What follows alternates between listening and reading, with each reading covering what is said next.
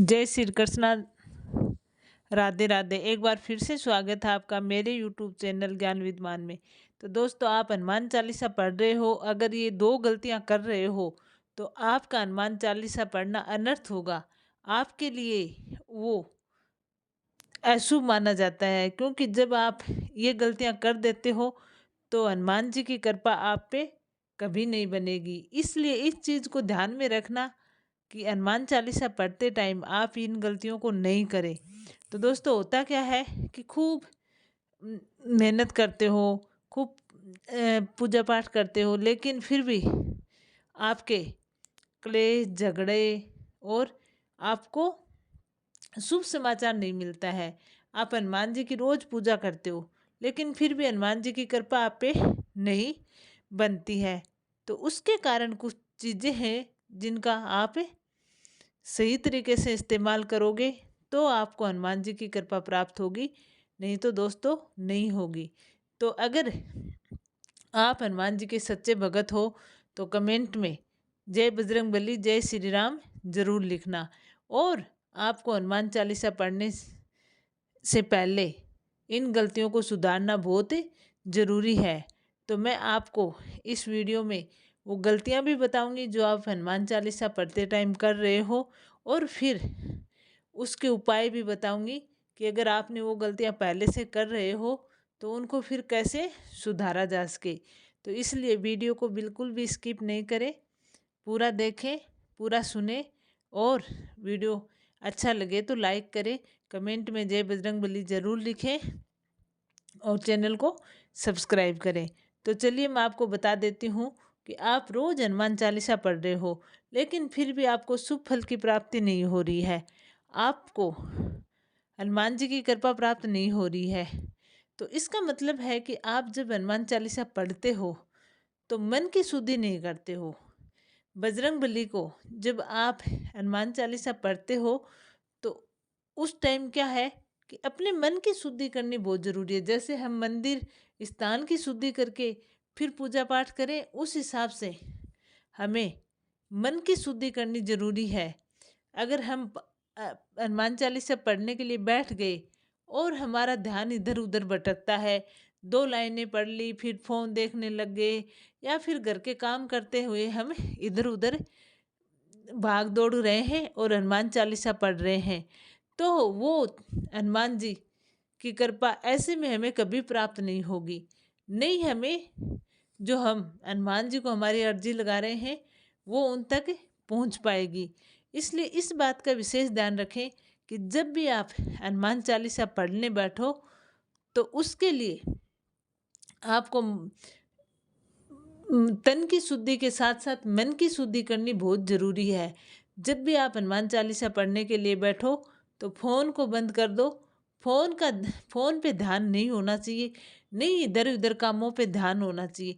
भले ही आप 10 minute late पढ़ने बैठ जाओ, लेकिन उसको तब आप पढ़ने के लिए बैठो, उस टाइम आप काम करते हुए इधर उधर मत डोलो। आप आराम से बैठ के हनुमान जी का ध्यान करके फिर हनुमान चालीसा का पाठ करोगे तो ही आपकी वो पूजा सक्सेस होगी, नहीं तो आपकी वो पूजा सफल नहीं होगी। तो ये आप सबसे बड़ी गलती करते हैं, क्योंकि हनुमान चालीसा पढ़ते के टाइम फ़ोन ज़रूर देख लेते हैं आजकल। तो इस चीज़ का ध्यान रहे कि जब भी आप हनुमान चालीसा पढ़ रहे हो तो फ़ोन से दूरी बना के रखें, और फिर ही आप तन की मन की शुद्धि के साथ हनुमान जी का ध्यान करें। तो आपकी जो भी इच्छा है वो हनुमान जी की कृपा से ज़रूर पूरी होगी। तो आप इस बात का ज़रूर ध्यान रखें। दूसरी जो बड़ी गलती आप करते हो वो है हनुमान जी का प्रसाद बनाते हो उसमें अस्वच्छता। कभी कभी क्या होता है कि हम हनुमान जी का जो भी प्रसाद बनाते हैं उसमें साफ सफाई का ध्यान नहीं रखते हैं, या फिर ऐसी चीज़ें कर देते हैं जो हनुमान जी के लिए वर्जित मानी जाती हैं। हनुमान जी का जो भी प्रसाद हम मूंगफली गुड़ जो भी प्रसाद हम लेते हैं उसमें स्वच्छता का बहुत ध्यान रखना चाहिए। अगर हम उस प्रसाद को अस्वस्थ कर देते हैं तो फिर हनुमान जी की कृपा हम पे नहीं बनेगी। ऐसे ही नहीं है, हनुमान चालीसा का पाठ कोई पाठ नहीं है, ये एक बहुत बड़ा मंत्र है। इसमें हमें आध्यात्मिक शक्ति मिलती है। इससे हमारी नकारात्मक ऊर्जा खत्म होती है और हमारे शरीर में एक सकारात्मक ऊर्जा बननी शुरू हो जाती है। तो इसलिए इस चीज को आप एक पाठ ही मत समझो, ये जीवन का आधार है। तो इसको पढ़ने से पहले ये गलतियां नहीं करनी है। और आप प्रसाद में जो भी गलती कर रहे हो उनको सुधारना बहुत ज़रूरी है। अगर आप प्रसाद को अशुद्ध बना देते हो तो फिर आप वो प्रसाद चढ़ाते हो तो उससे हनुमान जी की कृपा हम पे कभी नहीं बनेगी। फिर जब आप प्रसाद चढ़ा दिया उसके बाद उस प्रसाद को आपको पूरे परिवार के साथ बांट के ग्रहण करना है, क्योंकि प्रसाद में इतनी शक्तियाँ होती हैं, उसको आप ऐसे हल्के में कभी मत लेना। भगवान की इतनी शक्तियाँ हो जाती हैं प्रसाद में। जब आप एक बार भगवान का प्रसाद चढ़ाया हुआ ग्रहण करते हो तो उसको पूरे परिवार के साथ मिलकर ग्रहण करना है, तभी वो पूजा हमारा, वो तभी पाठ हमारा सफल होगा, वरना असफल माना जाएगा। चलिए, ये गलतियां अगर आप कर रहे हो, जाने अनजाने में कर दी है, तो इसको सुधारने के लिए आपको क्या करना है तो मैं आपको बता देती हूँ कि इसको सुधारने के लिए आपको मंगलवार और शनिवार को हनुमान जी के मंदिर जाना है और वहाँ जाके हनुमान जी की मूर्ति के आगे, हनुमान जी के फोटो के आगे आपको सरसों के तेल का दीपक जलाना है। और आपके घर के मंदिर में भी आप हनुमान जी से मन से क्षमा याचना करना कि हे भगवान, हे बजरंगबली, मेरे से जाने अनजाने में गलती हो गई तो आप मेरी इन गलतियों को माफ़ करें। आप भगवान हो, मैं आपका साधक हूँ, इसलिए मेरे पे अपनी कृपा बनाए। तो हनुमान जी इतने से खुश हो जाते हैं और अपनी कृपा साधु पे बना देते हैं। तो इसलिए इन चीज़ों का ध्यान रखना। अगर रोज़ हनुमान चालीसा का पाठ कर रहे हो और ये दो गलतियां कर रहे हो तो फिर वो पाठ आपका सफल नहीं होगा।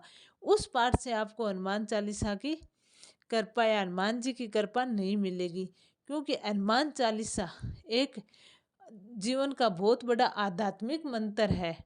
और आप हनुमान चालीसा के साथ साथ 108 बार श्री राम नाम का भी मंत्र जाप जरूर करें, जिससे कि आपको हनुमान जी की डबल कृपा प्राप्त होगी। तो इन गलतियों को आप कभी नहीं करें और हनुमान चालीसा का पाठ नियमित रूप से करें, पूरा करें, धीरे धीरे करें। हनुमान चालीसा के पाठ में जो भी शब्द हैं वो सही तरीके से बोले, ऐसा नहीं कि उनका उच्चारण आप गलत कर दो। तो ये था आज का वीडियो। तो बजरंगबली की कृपा से आप कमेंट में जय बजरंगबली जरूर लिखना, चैनल को सब्सक्राइब करना, वीडियो को लाइक करना। जय बजरंगबली, जय श्री राम।